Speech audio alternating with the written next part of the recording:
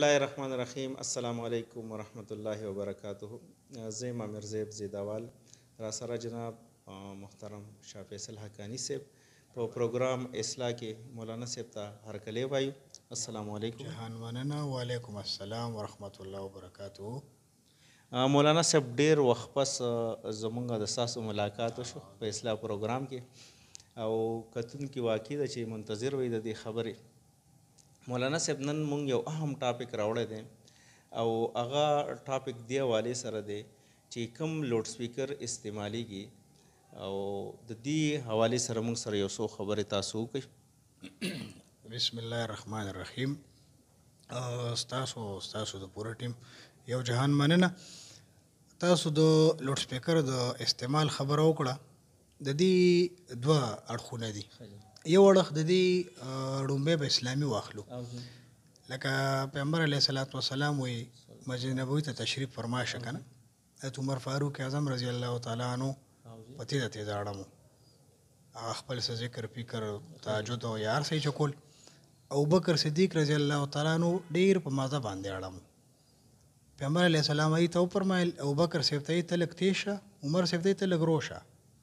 د دې نه هم معلومیږي چې بل څوک تنګومه، هسې نه چې د جومات ګاونډ کې څوک ودي او ته یې د خوبه وباسې، او ته لږ تېز شه. مطلب دا چې دومره خو تېز شه چې خپله یې خوا اورې که نه، نو خپله اورېدل پکار دي.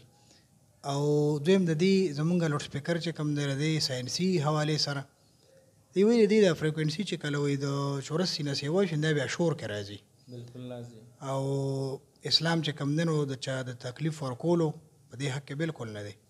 ان تر دې پورې چې کافر ته هم اسلام تکلیف نه ورکوي، هغه چې کوم دی یو شی پیش کوي.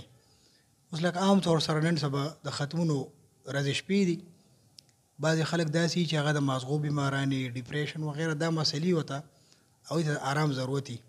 یا بانک بعضې وخت کې مونږ دومره تیز لوډ سپیکر یا دومره اوږده توره وي که نه د هغې، نو اکثر ملګري دا وایي مړه وي دا خبره ده نورې چغې سورې او دا او غلط کوي که نه، لکه نورې چغې سورې دي. که ډرامه ده څوک ګوري یا بل داسې څه کوي نو غلط کوي، مونږ خو دا نه چا ټیک کوي. نو ته هغه اسلامي شی ورته په غیر اسلامي انداز کې یا په یو خراب انداز کې پیش کړي، او هغه غریب چې کوم دی نو ستا د وجې ګناهګار شي. یا لکه په لوډ سپیکر باندې بعضې وخت کې بعضې خلک بیماران دي د مایک شوقیان دي، هغه ترجمه کوي ماسخوتن کې یا داسې نورو ټایمونو کې. نو د دې په حق کې خو زه بالکل نه یم، او لوی لوی علما چې څوره هم دي نو هغوی وایي چې ته هغه د خپل لوډ سپیکر هغه فریکوینسي دوره اندازه کې که چې بس نږدې چې کوم دی هغه خلک تنګوي نه، یا ته په ټلیفون باندې څه سوال جواب کې څه ضروري خبره کې څه ګپ لګې څه نور داسې څه کې، واخوا د قرآن شریف اواز چې کوم دی هغه راځي ته ورته غوږ نه ږدي، دا بې ادبۍ کې راځي. او دا بې ادبي د کوم ځای نه راووته؟ او خو هغه ځای نه راووته چې کوم ځای د ادب او د احترام او منبع وه بالکل، د هغه ځای نه هغه شی روان وجاړ شو. د دې بنیادي وجه سره دې بنیادي وجه د علم کمې ورته ویلی شو یا د پوهې کمې ورته ویلی شو، چې یو سړي سره علم شته خو هغه سره بیا پوهه نشته، او چا سره پوهه شته نه هغه سره علم نشته. نو علم او پوهه دواړه ډېر لازمي دي. او تاسو څنګه ووایي که نه، نو اسلام چاله تکلیف ورکولو دپاره نه دی. لکه وختي هغه حدیث چې تاسو وایي که نه المسلم من سلم المسلمون من لسانه و یده، نو لکه د یده مطلب دا دی چې ستا د لاس نه ستا د ژبې نه چاته ضرر ورنه رسي. نو که ته چېرې د قرآن او د حدیث هغه پیش کول په دومره غلط انداز کې وکړي چې خلکو ته د هغې نه ضرر رسي، نو بل لکه د خیر ځای به موږ سره بیا کوم ځای کېږي که نه. مولانا صاحب یو سوال ذهن ته راځي، اکثر علماو ته دا پته ده، زه به دا خبره وکړم چې هغوی ته اکثر دا پته ده چې یاره زمونږ په دې دغه باندې په دې لوډ سپیکر په دې استعمال باندې زمونږ د محلې خلک خفه دی او باوجود د هغې کوي. نو دې ته تاسو په کم نظر ګورئ؟ زمونږ د مذهب د ټولو نه معتبر کتاب چې کوم دی نو هغه د هدایه. د هدایې په دې حاشیه کې چېرته کې دا خبره لیکلې ده چې قوم کله وایي قوم چې مونږ ته به د امام صاحب تشهد چې دی پوره کړي، درود شریف به نه وایي، دعا به نه وایي، السلام علیکم السلام علیکم، مونږ ته به دغه دی مونځ ختموي. مونږ نور مونځ نه کوو. نو امام به د دې قوم دا خبره مني. د قوم دوره خیال ساتل اسلام وایي چې دوره خیال د خپل قوم وساته. نو چې بیا ترجمه چې کوم دی د قرآن شریفو په هغې باندې قوم وایي چیرې مونږ به جومات ته درځو هلته به کینو او تا سره به زده کوو او ته مونږ ته لوډ سپیکر دوره تیز مه لګوو. نو د دغې هدایې د حوالې مطابق بیا امام صاحب له دا پکار دی چې دی خپل لوډ سپیکر اواز روکي، بلکې د لوډ سپیکر اواز دی رو نه د لوډ سپیکر دی لرې کړي که نه، چې کوم سړي کې طلب دی، کوم سړي کې ادب دی، احترام دی، هغه به راځي هغه به تا ته کیني. بل تبلیغ ولاړم دی هغوی پکې طلب او ادب د آماده پیدا کوي، کوڅه په کوڅه ګرځي، محنت کوي، خواري کوي، خپلې پیسې لګوي، خپل ځان ستړی کوي، خپل وخت استعمالوي. انو هغه بې ادبو کې طلب پیدا کول دا د هغې ډیوټي ده، او چې تا خسه راغی نو ته به ورته بیا چې کوم دی انو مزید. او اوس خو داسې دور دی چې د دې څیزو مړو ضرورت نشته. ته خپل یو دغه وکړه کور کې به یو سړی دننه ناست او تا به ویني، تا به ګوري.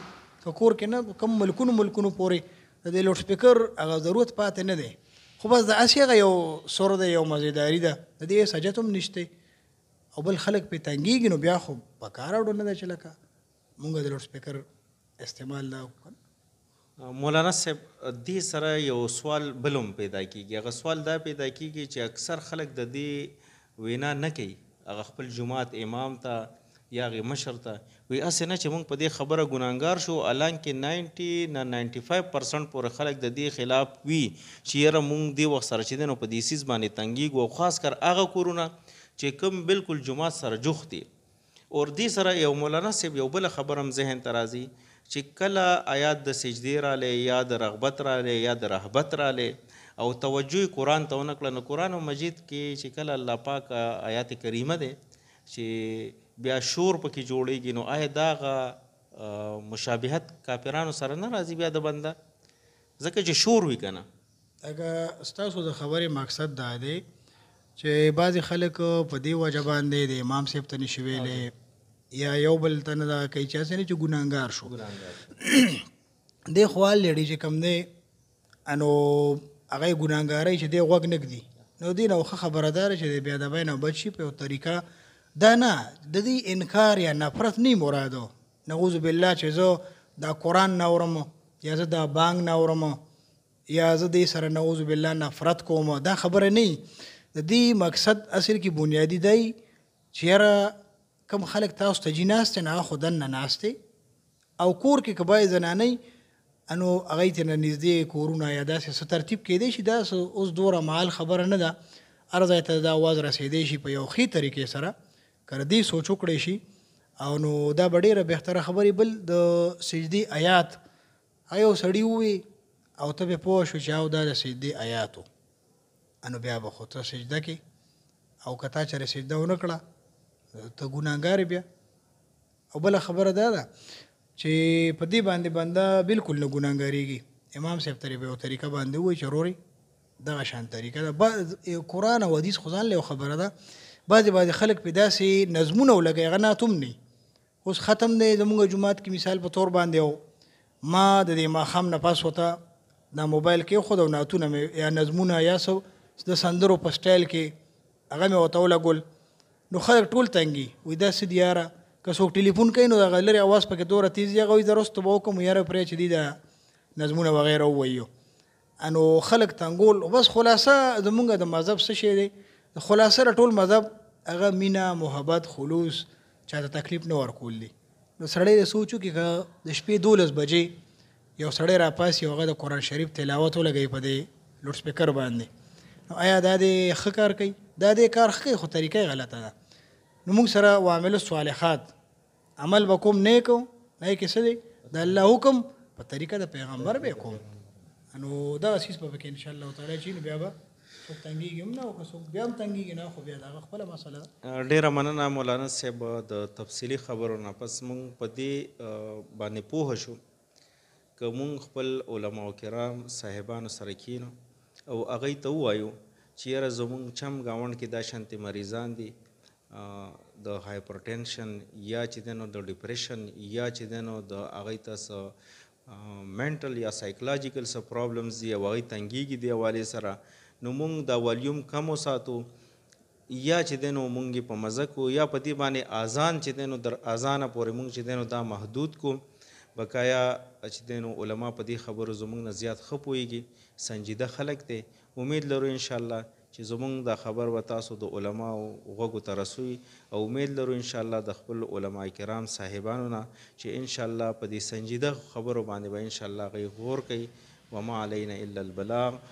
مولانا صاحب او امیر صاحب زیداوال راکړي اجازت. مننه. السلام علیکم ورحمة الله وبرکاته.